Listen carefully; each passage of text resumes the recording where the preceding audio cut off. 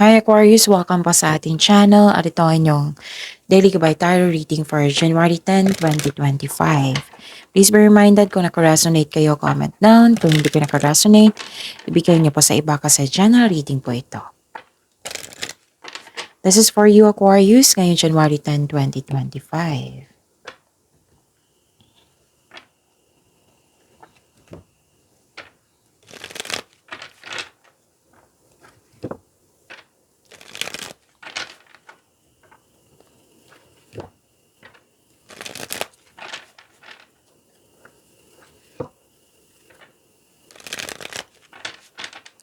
Para po ito sa inyo Aquarius ngayong January 10, 2025. Maraming salamat po sa inyong patuloy na suporta at maraming salamat din po sa mga hindi nag-skip ng ads. Gamitin ang reading na ito bilang gabay lamang sa mga hindi pa nag-subscribe. Subscribe na po kayo at click bell notification para malaman nyo na may bago tayong video. Para sa mga gustong magpa-reading po, may lumabas dyan sa screen nyo ngayon. Panoorin nyo po at sundin ang instruction. Calling the attention sa mga suki ko dito na Aquarius, open na po inyong monthly gabay tarot reading for January 2025. May 6 months from now reading tayo at love life reading po. So message me Aquarius for schedule. Maraming salamat po.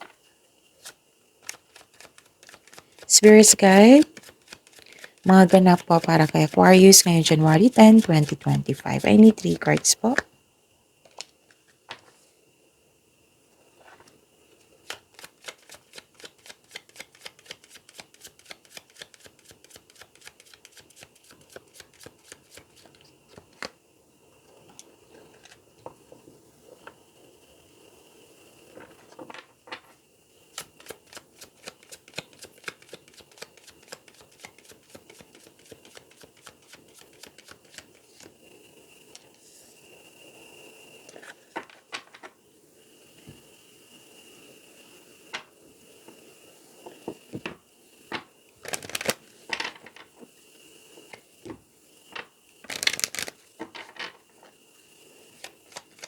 Spirits guys, angels, archangels, guardian angels, message na po para kay Aquarius ngayong January 10, 2025. I need 2 cards po.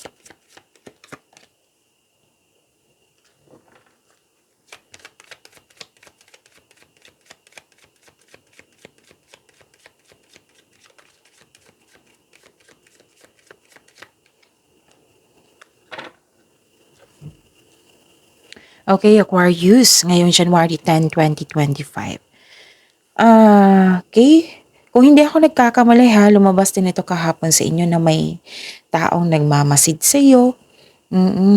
Maaring parati mo siyang kasama to. Like for example, kasama mo sa trabaho. Nakikita ko kasi dito na nag-observe siya sa'yo, nag-spy siya sa'yo, na may gusto siyang kunin sa'yo. Ano to, Miss Jav? Ano yung gusto niyang kunin? So, maaari niyong tanungin niyo po yung intuition niyo. So, kung hindi niyo pa alam kung paano mag-connect sa inyong intuition, i-search niyo po sa Google on how to connect to your intuition. Kasi maraming paraan yan. Okay? Pwede din na yung gusto niyang kunin yung isang bagay, idea, strategy, opportunity, tao, pwedeng mga aagaw to. Okay? Basta may nag-o-observe siya sa'yo na may gusto siyang kunin sa'yo. So mag-iingat kayo sa kanya kasi ilang beses na ito lumabas sa inyo halos araw-araw. Kung hindi ako nagkakamali Aquarius ha, lumabas din ito kahapon kung hindi ako nagkakamali. Tapos nakita ko dito na pwede din rivalry or competition. Competition po. Rivalry competition. Tuso, mandaraya, pwede din may nagsinungaling sa iyo, pwede din naguguluhan ka sa isang tao, yung pwedeng pasaway siya, ganun, na nagbigay siya ng sakit ng ulo. Nagbigay siya ng sakit ng ulo. Pwedeng may nasabi na ako na pwedeng nagsinungaling sa iyo at nalaman mo. Pwede din itong tuto sa inyong desisyon, ideas, plano. Pwedeng ganun. Pwede din itong third party. Third party po na concern. Okay, pwede din temptation po ito ha. So, beware, pay attention sa mga committed dito. Pwedeng concern mo ito sa isang tao na nagkaroon ng third party. Third party. Okay, so yan yung nakikita ko dito. Pero at the end of the day, nakikita ko dito, Aquarius, nagkaroon po ng personal development, nagkaroon ng recovery. Kasi may hope and healing ako nakikita dito. Yes, i-claim nyo to ha, hope and healing. Ang ganda niyan. Lahat ng signs gusto niyan, hope and healing. Tapos may binigay na blessing sa inyo. Nakita ko dito. Tapos maraming ideas na gusto mong bigyan ng aksyon, no? Or bibigyan mo na ng aksyon. Pwede din nag-research kayo dito sa internet na may naghahanap kayo ng kasagutan. Naghahanap kayo ng clarity. Naghahanap kayo ng kaalaman. So, yun. So, ideas is a blessing, ha? So, yun. I-claim nyo tong hope and healing. Wow, this is peace. Sabi po ni Archangel Chamuel, peace comes from remembering the only love is real. Ang ganda. Claim nyo ito, Aquarius. And comfort. Partner talaga sila, no? Peace and comfort. So, sabi po ni Archangel Azrael, I am with you in your time of need, helping your heart to heal. So, this is healing also. Lumabas din siya dito, lumabas din siya dito. Kung hindi ako nagkakamali ha, Aquarius, na lumabas din yung healing kahapon. Okay, so yun. Include nyo sa prayer si Archangel Chamuel na nagbigay ng peace, and sa Archangel Azrael, comfort. Okay, nagbigay siya ng healing. Okay. Spirits Guide, ano po yung energy ni Aquarius ngayon January 10, 2025?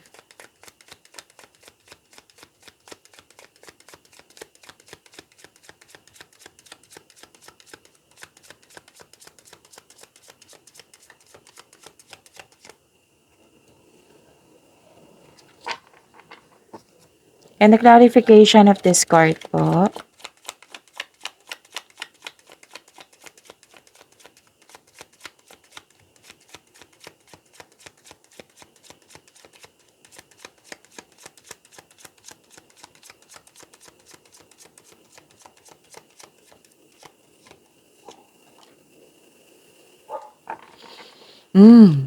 Okay, sa mga may oras dyan, panoorin nyo po yung 2025 tarot reading nyo po. That is 12 months kabay tarot reading. Bawat buwan, may love reading, career and money. Kompleto po iyon. So, panoorin nyo po yung 2025 tarot reading na upload no December 16, 2024.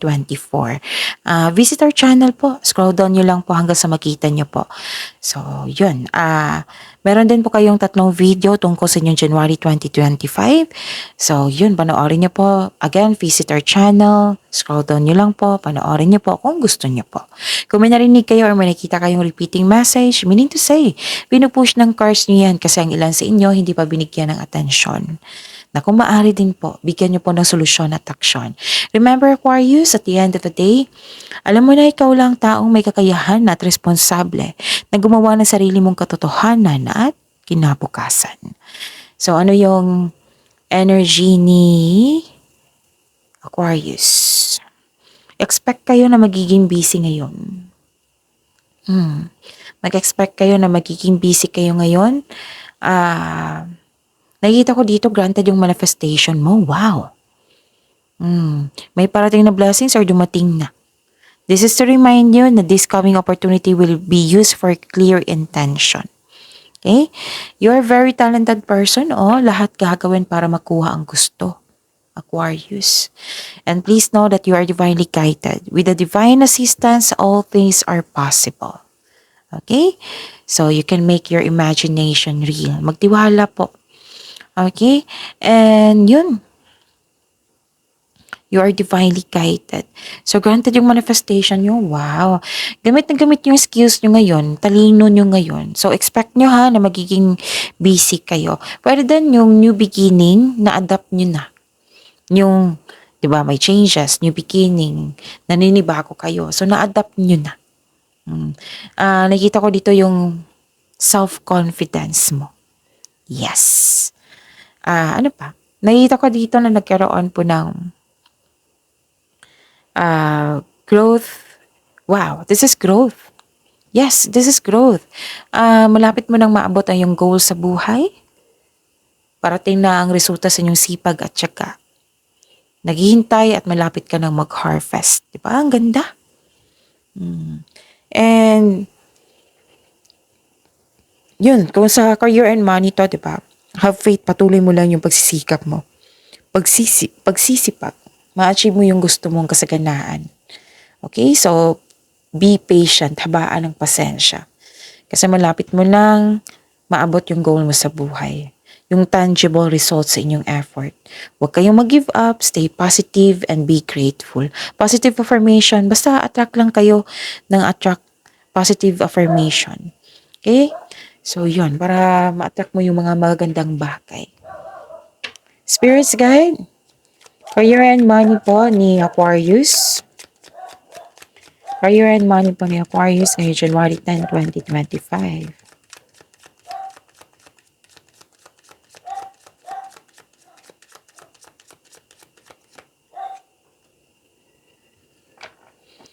And the clarification of this card po.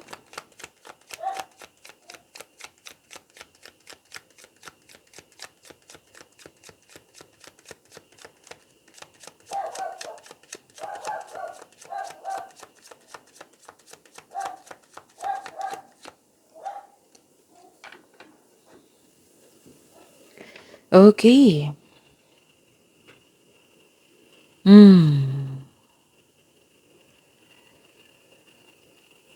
Aquarius, nakita ko dito ng recovery. This is a good sign na pwedeng ibinando na mo na lumipat ka or umiwas ka sa taong toxic or toxic place, toxic environment. Basta nakita ko yung freedom mo dito. You have your freedom. Pinalaya mo yung sarili mo. Tinutulungan mo yung sarili mo para makalaya. Okay? So, kung hindi maganda ang pakiramdam nyo noon, the other day, last week, last month, now, nagkaroon na ng recovery. Nalampasan mo na. So, this is tatlong card na nagsabi dito ng recovery. Apat. Recovery is peace, di ba? Peace, comfort. Itong dalawang card dito at may isang card dito at dito. So, apat na card. 1, 2, 3, 4. Okay, apat na card na nagsabi dito. Recovery. So, claim this recovery. Aquarius. Okay? Nalampasan mo na. At nakita ko rin dito na yun yung sabi ko sa inyo. Dahil sa dalawang card niya ito, na 'di ba sabi ko sa inyo kanina na hindi maganda hindi magandang pakiramdam mo noon, last week, last month ba yan? Yung isang araw, basta nakita ko yung sadness mo dito and disappointment. Pero now, nagkaroon ng recovery, healing. Silver linings, you are moving forward. So, ilan na? 5. 5 card na dito nagsabi na may hope and healing. Naka-move on ka na sa lahat na ng unos nagdaan at tanggap mo na mga nangyari. Pinatawad mo na ang sarili mo, ang sa sitwasyon, pwede din sa isang tao. Nagkaroon ng healing and growth. Diba? Ang ganda. So, 5 cards na nagkaroon ng healing. Actually, sa air signs lahat, Gemini, Libra, and Aquarius. Pansin nyo sa mga cross-watcher dito ng Gemini, Libra, and Aquarius, hope and healing. Ang ganda ng blessings na binigay sa inyo. Hope and healing. Gustong-gusto na to ng mga ibang sa lahat ng signs. Gustong-gusto ito, yung hope and healing. So, claim nyo to ha. Okay. Spirits Guide, Love Life, Self-Love, Partnership, and Romance ni Aquarius ngayong January 10, 2025.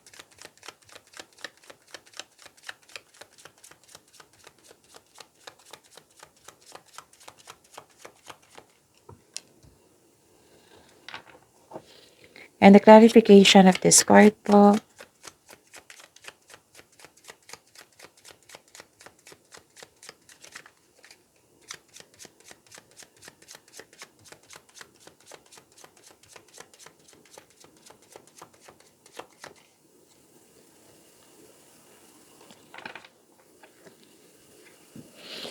Maraming salamat po sa patuloy na tiwala at suporta sa ating channel. At maraming salamat din po sa mga hindi nag-skip ng ads. So, yun. May concern dito sa isang materialistic na tao or materialism. Oo, Pwede din, overspending. Overspending sa kaperahan or overspending sa trabaho. Okay. Kasi nakita ko dito may sobrang focus sa wealth and possessions. Kailangan ng sobrang focus sa trabaho. Let's say, sobrang focus sa money, sobrang focus sa career. Okay? So, it might be may nag-complain na ano ba to si Aquarius na wala nang time sa atin, puro na lang trabaho. Ganon. Pwede ganon, naka-receive kayo ng ganyang concern. Pwede din kayo ang may concern sa ganyang tao na pwedeng partner niyo ito or family mo or malapit sa inyo na wala na siyang time sa iyo. Kasi nakikita ko dito overspending. Pwede, pwede nito sa paggasta sa isang bagay or overspending to sa trabaho. Kailangan kasi ng pagbalanse. Pagbalanse sa panahon sa sarili, sa pamilya, sa trabaho, basta balanse. Alam niyo naman na halos everyday ko yan sinasabi sa lahat ng signs na pag-over, nakakasama na yan sa atin. So yun, ang sabi ng card dito, mag-focus po daw kayo sa emotional and mental stability. Kailangan nyo mag-relax and listen to your intuition. Again, kung hindi nyo po alam kung paano mag-connect sa inyong intuition, i-search nyo po sa Google kung how to connect to your intuition kasi maraming paraan po yan. Okay? Dalawang card na nagsabi dito, pagbalanse ay kailangan. Pero ginawa mo. Okay? Okay, so nakita ko dito may pagbalanse, stability, pagkakaisa, binigyan, like for example, nakatanggap kayo ng complaint. Nagbigay ka ng panahon. Basta binigyan ng action dito. Binigyan ng action, nakita ko dito sa dalawang card. Sa mga single, bukas ang oras mo sa pag-aaral ba, sa trabaho ba yan? So, dalawang card na nagsabi niyan na wala ka ng time sa inyo sarili. Pagbalanse ay kailangan. Ganon din sa mga marelasyon. Pwede din, ganyan yung concern nyo, problema nyo, or kung problema nila sa'yo. Kailangan ng tamang pag-manage dito. Sa kaperahan ba yan? Kasi may pera din akong involved dito Dalawang cards na nagsabi dito, tamang pag-manage. So, tamang pag-manage, whether sa pera, tamang pag-manage sa oras. Yan yung sinasabi dito. Pero gagawin mo ito. Magkakaroon yan ng pagbalanse. Sisikapin mo talaga. Magkakaroon ng stability. I-claim nyo itong stability na ito, Aquarius. Okay? So, yun. Okay. So, expect kasi sa energy nyo, sobrang busy nyo. Kaya siguro, may nag-complain. Pwedeng kayo nag-complain or may nag-complain sa inyo. Kasi sobrang busy mo dito. Okay, ano pa? Nakita ko rin dito na nagkaroon po ng may marireceive kayong regalo or tulong mula sa pamilya, kaibigan, or partner mo. Generosity, sharing of resources. Pwede din kayo kasi mahilig kayo magbigay ng tulong, Aquarius. Proven na yan. Marami akong kakilala niya na Aquarius na mahilig yung may ma-receive kayong blessings. Mas natutuwa kayo din magbigay ng blessings. Oo. Mas natutuwa kayo magbigay ng blessings. Yung sinishare nyo talaga sa kapwa nyo. Lalo na sa pamilya nyo. Yan yung nakikita ko dito. Pwede na nabigay ka ng gamit or nakatanggap ka ng gamit sa bahay, damit. Pwede din nabigay ka ng tulong. Sa charity ba, nagdo-donate kayo. Pwede din oo. Yan yung nakikita ko Tapos ano pa? Huwag po daw kayo magmadali. Sa mga single dito, huwag kayo magmadali na magkaroon ng relasyon. You need to slow down, enjoy mo yung adventure in this moment. Yung getting to know each other stage. Andyan yung kilig Diba? Kung getting to know each other stage, enjoy mo lang yung moment. Okay? So, yun. Ibibigay ni universe sa inyo yung right person sa inyo. So, kailangan mo lang mag-trust and have faith. Maging mapagpasensya po. Bibigay yan. Isama nyo yun ng pag-i-pray. Hingin nyo. Okay? Isihingin nyo kay God. So, yun. Pagyamanin niyo po yung blessings na binigay sa inyo, Aquarius. See you tomorrow. Please like, subscribe, and click po button for notification para updated po kayo sa daily tarot reading natin. Maraming salamat po.